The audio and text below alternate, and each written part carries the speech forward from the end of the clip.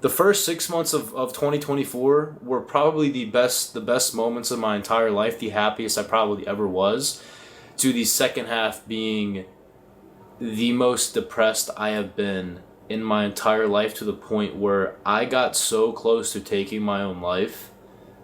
And it's gonna sound like I don't know even how to go, how much I can go into detail on this, but I'm gonna go into detail on this, and then I'm gonna see how detailed when I edit it, how I'm allowed to be. She, for the, I think this is the third or fourth time she broke up with me I never broke up with her. It's like the fourth time I think she broke up with me. And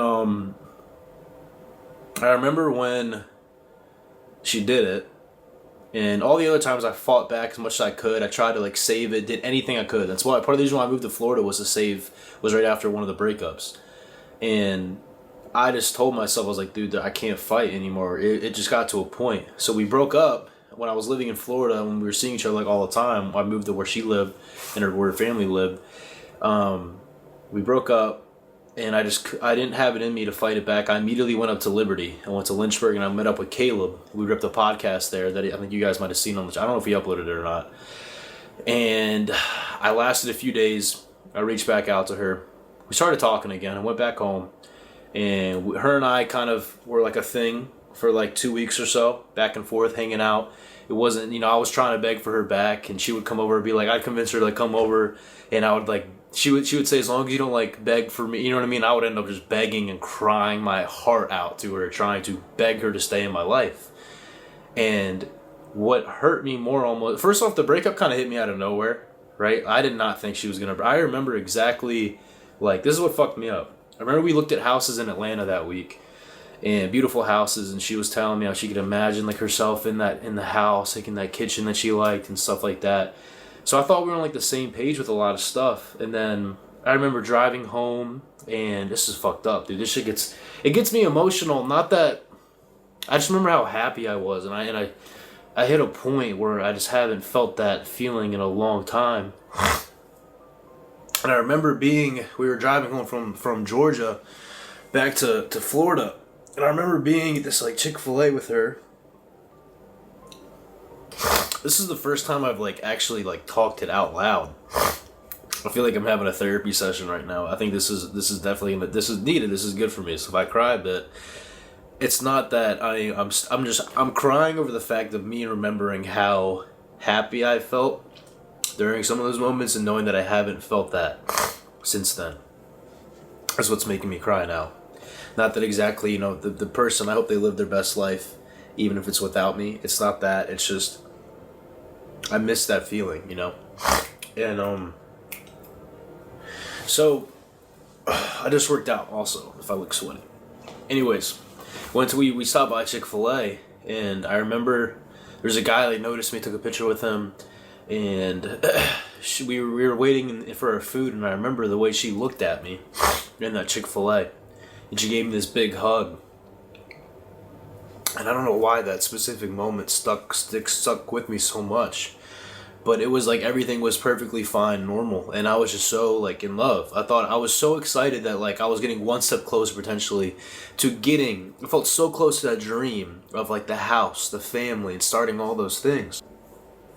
So, go back that night. It's perfectly fine, normal. We watched church the next morning. We watched 2819, Pastor Philip. First time I ever watched him. And then we would go to different gyms because I didn't really like her gym much. So I went to a more bodybuilder focused gym.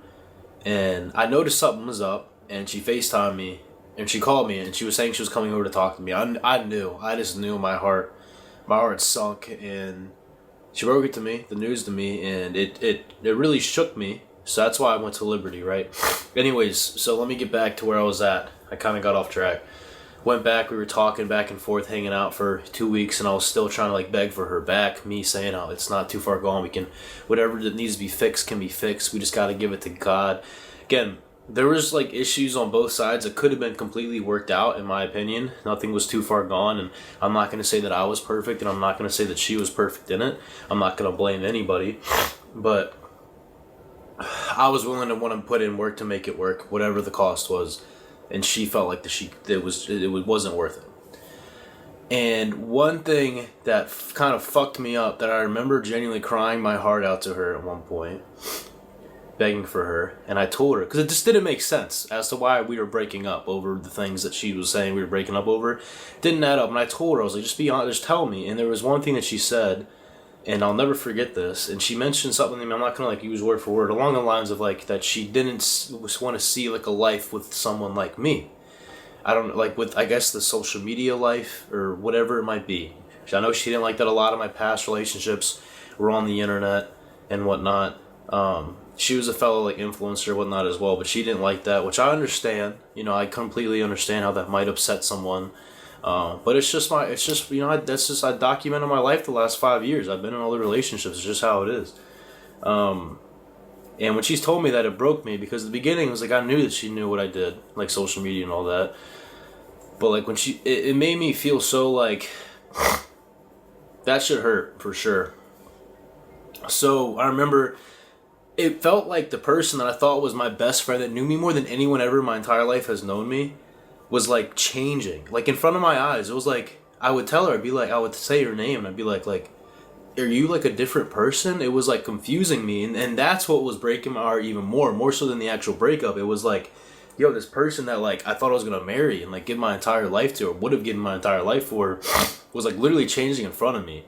And that shit was like fucking me up. Sorry for cussing. Like ripping me apart more than anything. And I remember the last time we really hung out, we went to a cigar lounge together. She didn't smoke cigars, but I did. And we were talking. I was trying to help her out. She was trying to get like YouTube stuff. The way that she kind of treated me, like the way she acted, it was like all the love. I could tell all the love was gone. Like on her end, she didn't love me anymore. And that shit fucked me up and broke me. And I drove back that night and completely just empty and broke. And for the last 2 weeks, I was trying to really give everything to God and trust that God was going to make it right. I had a few things come up that was actually crazy between her and I in those 2 weeks, where I was like, this is definitely from God. This is going to work. I really thought it was. Like we somehow found each other at the same lake. Like she was going on a walk and I just was in the parking lot on the phone with my friend, which I'll talk about later, because Barry honestly helped save my life. I'm not even going to lie. He doesn't even know it, I don't think. And I went back that night. Never did this in my life. I completely shut my phone off because I didn't want anyone to be able to call me. I pretty much had my mind made up. I felt like my entire world like fell apart completely. I felt like that dream I had, just that I thought I was so close to getting, was just ripped away. And I've been hurt multiple times in the past, and I've had issues with like relationships that have really messed me up. And I've had like abandonment issues since I was a little kid. So that shit really hit me hard. Turned the phone off, and I basically was telling myself that I was gonna, do it that night.